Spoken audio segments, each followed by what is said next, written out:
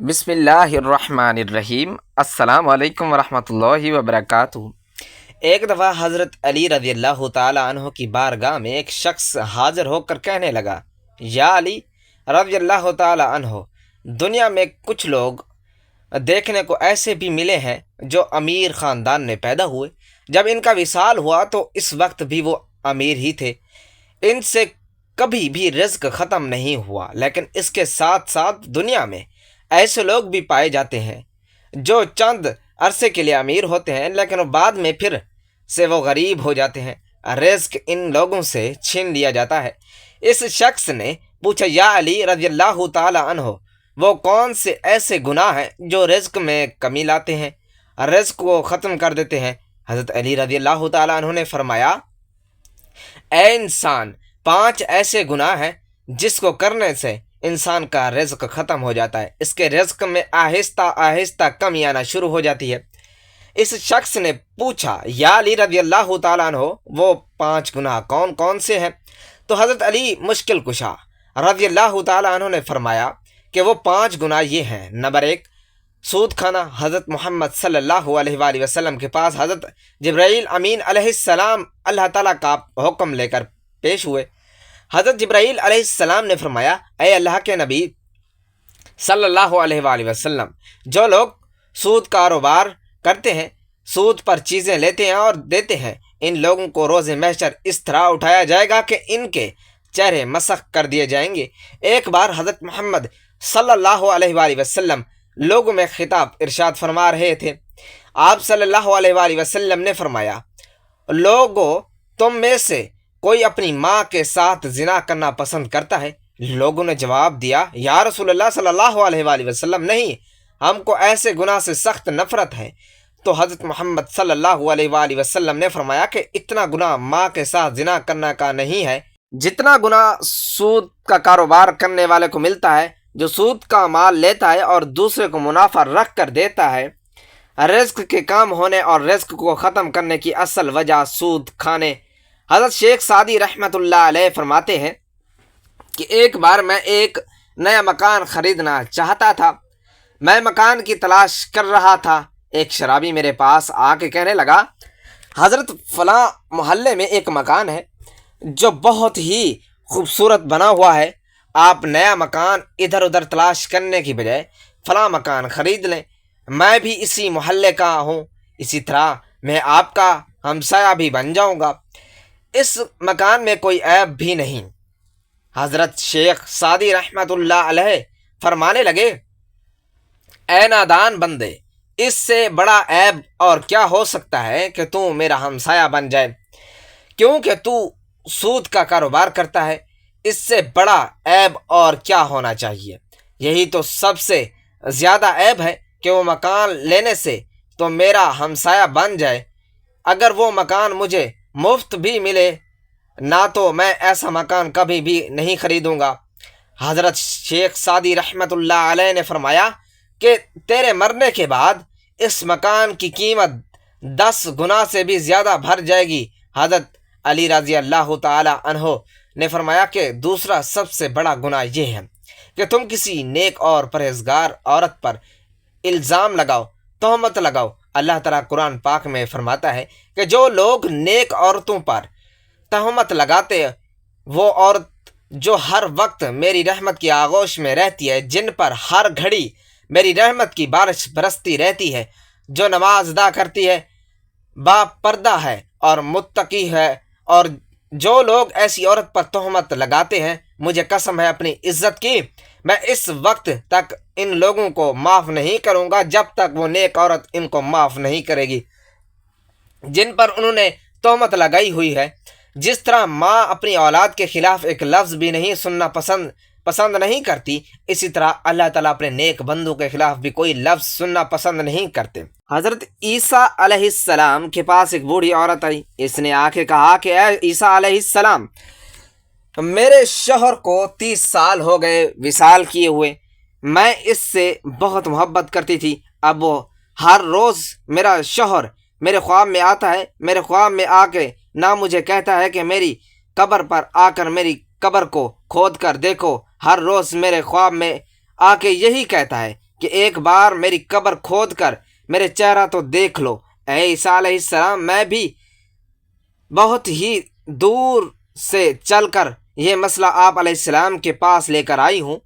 حضرت عیسیٰ علیہ السلام نے فرمایا کہ او میں بھی آپ کے ساتھ آپ کے شوہر کی قبر کھودنے کے لیے جاتا ہوں۔ وہ دونوں اس قبرستان پہنچ گئے جہاں اس کے بوڑھے خاوند کی قبر تھی۔ تو قبرستان میں جاتے ہی جا کے حضرت عیسیٰ علیہ السلام نے فرمایا کہ بتاؤ تیرے شوہر کی قبر کون سی ہے؟ تو اس بوڑھی عورت نے ہاتھ سے اشارہ کرتے ہوئے کہا کہ اے عیسیٰ علیہ السلام یہ قبر ہے۔ تو حضرت عیسیٰ علیہ السلام نے قبر پر کھڑے ہو کر اللہ رب العزت سے رو کے دعا مانگی۔ دعا کرنے کے بعد حضرت عیسیٰ علیہ السلام فرماتے ہیں کہ اے قبر کے اندر سونے والے، اللہ کے حکم سے کھڑے ہو جا۔ اس قبر سے ایک ایسا انسان اٹھ کھڑا ہوا جس کو دیکھ کر بوڑھی عورت زور سے چیخ مارتی ہے اور بے ہوش ہو کر گر جاتی ہے۔ وہ کھڑے ہونے والے انسان کا جسم تو انسانی تھا پر اس کا چہرہ مسخ کر دیا گیا تھا۔ جب تھوڑی دیر کے بعد اس عورت کو ہوش آتی تو حضرت عیسیٰ علیہ السلام نے اس زندہ ہونے والے انسان سے دریافت کیا کہ تو نے دنیا میں کون سا ایسا گناہ کیا جس کا بدلے میں تجھ کو اتنی بڑی سزا کا سامنا کرنا پڑا ہے؟ تو اس شخص نے جواب دیا، اے حضرت عیسیٰ علیہ السلام، مجھ سے ایک گناہ ہو گیا تھا جس کی وجہ سے میرا چہرہ بگاڑ دیا گیا ہے۔ تو حضرت عیسیٰ علیہ السلام نے پوچھا کہ کون سا گناہ کی وجہ سے تیرا یہ حال ہوا ہے؟ تو اس قبر سے کھڑے ہونے والے انسان نے کہا کہ میں نیک اور پرہیزگار عورتوں پر تہمت لگاتا تھا، ان کا استعمال کیا کرتا تھا جس کی وجہ سے مجھے سزا بھگتنا پڑ رہی ہے۔ روز محشر بھی ان لوگوں کے ساتھ اٹھایا جاؤں گا جن کے چہرے بگڑ دیے جائیں گے۔ اللہ اکبر۔ حضرت علی رضی اللہ تعالیٰ عنہ نے فرمایا کہ اللہ تعالیٰ کو کسی کا شریک نہ ٹھہرانا یہ بہت بڑا گناہ ہے۔ اللہ تعالیٰ کے ساتھ کسی کو شریک مت پھیلاؤ، شرک مت کرو۔ روز محشر اللہ تعالیٰ ہر گناہ کو معاف کر سکتا ہے، اس کے گناہ چاہے آسمان اور زمین میں موجود چیزوں سے بھی زیادہ ہوں۔ اگر اللہ تعالیٰ اس انسان کو چاہے گا تو معاف فرما دے گا، لیکن شرک کرنے والے کو اللہ کبھی معاف نہیں کریں گے۔ کافر لوگوں کی کبھی بھی اللہ تعالیٰ بخشش نہیں کرے گا۔ حضرت علی رضی اللہ تعالیٰ عنہ نے فرمایا کہ چوتھا گناہ کسی پر جادو کرنا ہے، کسی کا جینا حرام کرنے کے لیے، کسی کی خوشیاں چھیننے کے لیے اس پر جادو کرنا کہ اس کے پاس فلاں رزق کیوں ہے، اس کو جادو کے ذریعے ختم کر دیتا ہوں۔ تو حضرت علی رضی اللہ تعالیٰ عنہ فرماتے ہیں کہ جادو کرنے والے انسان دائرہ اسلام سے خارج ہو جاتا ہے۔ جب کسی جادوگر کی موت ہوتی ہے تو وہ کافر مرتا ہے، جادوگر کی موت کبھی بھی ایمان پر نہیں ہوتی۔ تو حضرت علی مشکل کشا رضی اللہ تعالیٰ عنہ فرماتے ہیں کہ کسی کو دکھ اور تکلیف دینا یہ سب سے بڑا گناہ ہے۔ کسی کو دکھ دینا، کسی کا جینا حرام کر کے خود خوش ہونا، کسی کو رلا کر خود خوش ہونا سب سے بڑا گناہ ہے۔ حضرت مولا علی مشکل کشا رضی اللہ تعالیٰ عنہ فرماتے ہیں کہ ان 5 بندوں سے اللہ پاک روز قیامت سخت حساب لے گا، اور دنیا میں ان 5 بندوں سے اللہ تعالیٰ رزق کو چھین لیتا ہے۔ تو ناظرین، امید ہے کہ آج کی ویڈیو آپ کو پسند آئی ہوگی۔ اللہ تعالیٰ ہم سب کا حامی و ناصر ہو۔ شکریہ۔ اسلام ایک مکمل ضابطہ حیات ہے جو نہ صرف اخروی فلاح کا ضامن ہے بلکہ دنیاوی کامیابیوں کے لیے بھی واضح اصول فراہم کرتا ہے۔ رزق، دولت اور خوشحالی اللہ تعالیٰ کے ہاتھ میں ہے۔ اللہ تعالیٰ انسان کے اعمال اور طرز زندگی ان پر اثر انداز ہوتے ہیں۔ قرآن و سنت میں بارہا ذکر ہوا ہے کہ بعض گناہ ایسے ہیں جو رزق میں کمی بیشی، تنگی اور غربت کا سبب بن جاتے ہیں۔ یہ مضمون انہی گناہوں کا تفصیلی جائزہ لے گا جو انسان کو فقر و فاقہ، تنگ دستی اور ذلت کی طرف دھکیلتا ہے۔ نمبر 1، نماز کا ترک کرنا۔ نماز دین کا ستون ہے۔ ترک نماز کو نبی کریم صلی اللہ علیہ وآلہ وسلم نے کفر کے قریب قرار دیا ہے۔ نماز چھوڑنے سے نہ صرف اللہ ناراض ہوتا ہے بلکہ اس کے اثرات دنیاوی زندگی میں بھی نمودار ہوتے ہیں۔ حدیث حضرت عبداللہ بن عباس رضی اللہ تعالیٰ عنہ سے روایت ہے کہ رسول اللہ صلی اللہ علیہ وآلہ وسلم نے فرمایا، جو شخص نماز چھوڑتا ہے اللہ اس کے رزق میں برکت اٹھا لیتا ہے۔ نمبر 2، حرام کمائی اور سود۔ حرام مال انسان کی زندگی سے برکت ختم کر دیتا ہے۔ سود کا کاروبار کرنے والے افراد وقتی طور پر مالدار نظر آ سکتے ہیں، لیکن باطنی طور پر وہ کلاش ہوتے ہیں۔ قرآن اللہ سود کو مٹاتا ہے اور صدقات کو بڑھاتا ہے۔ البقرہ حدیث، سود کا 1 درہم کھانا 36 زنا کرنے کے برابر ہے۔ ابن ماجہ 3، زکوٰۃ ادا نہ کرنا۔ اسلام میں زکوٰۃ کو فرض قرار دیا گیا ہے تاکہ معاشرے میں دولت کی منصفانہ تقسیم ہو۔ جو لوگ زکوٰۃ نہیں دیتے ان کا مال پاک نہیں ہوتا اور اس میں سے برکت ختم ہو جاتی ہے۔ قرآن جو لوگ سونا چاندی جمع کرتے ہیں اور اسے اللہ کی راہ میں خرچ نہیں کرتے، انہیں دردناک عذاب کی خوشخبری دو۔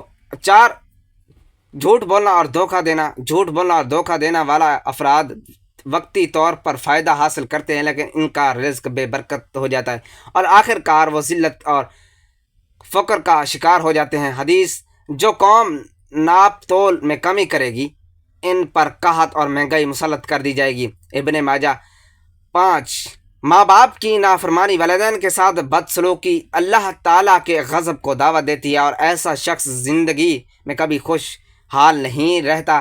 حدیث، اللہ تعالیٰ 3 لوگوں کے طرف قیامت کے دن نظر نہیں کرے گا: والدین کا نافرمان، عورت مرد کی شکل اختیار کرے اور دیوس۔ نسائی۔ نمبر 6، حرام رشتوں سے تعلقات۔ زنا اور حرام رشتوں سے تعلق نہ صرف روحانی بیماری ہے بلکہ دنیاوی ذلت، غربت اور مصیبتوں کو بھی دعوت دیتا ہے۔ حدیث، زنا فقر اور محتاجی پیدا کرتا ہے۔ مسند احمد۔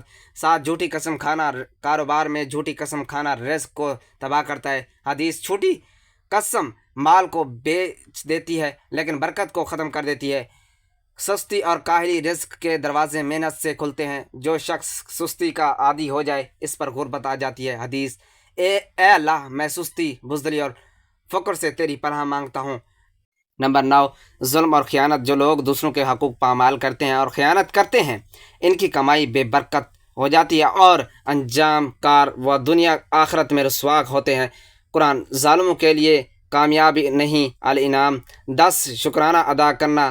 نعمتوں کا شکر ادا نہ کرنا ان کے چھن جانے کا سبب بن جاتا ہے۔ قرآن، اگر تم شکر کرو گے تو میں تمہیں اور دوں گا اور اگر ناشکری کرو گے تو میں تمہارے عذاب بہت سخت ہے۔ اسلام ہمیں نہ صرف عبادت کا سبق دیتا ہے بلکہ وہ ہماری معاشی زندگی کی اصلاح بھی کرتا ہے۔ ان گناہوں سے پختانا صرف آخرت میں نجات کا ذریعہ ہے بلکہ دنیا میں غربت، تنگ دستی اور ذلت سے بھی بچا جا سکتا ہے۔ مسلمانوں کو چاہیے کہ وہ اپنے کا محاسبہ کرے تو توبہ کرے اور رزق حلال کے لیے محنت کرے۔ قرآن و سنت کی روشنی میں زندگی گزارنے والا شخص کبھی فقیر نہیں ہوتا۔